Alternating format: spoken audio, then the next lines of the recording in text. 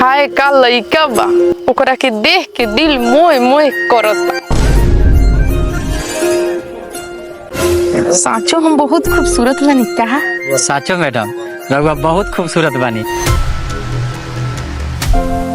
बहन चोद एगो गरीबी ऐसन पैबा कि बोरा में खादर उठाए के पड़ता।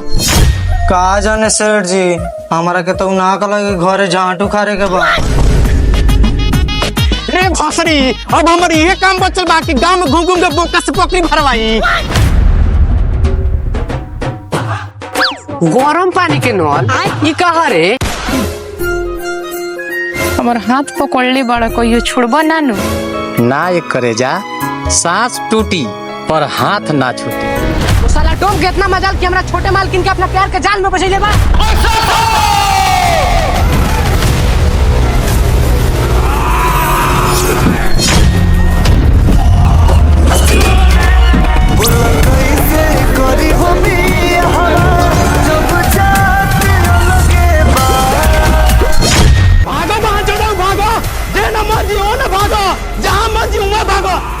पकड़ा गोले नु तोर गार हमला टेंशन के मारे लगे चारों तरफ से।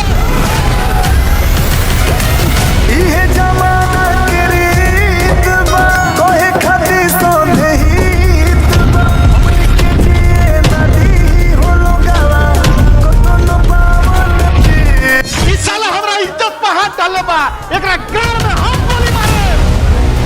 गावना के गार में दम बारे जे करीमा डोम के बेटा के छुदी ओकर गार के फुट्टी फुट्टी काट के रख दे। गोलू ए गोलू का कहलिए रे तू हमरा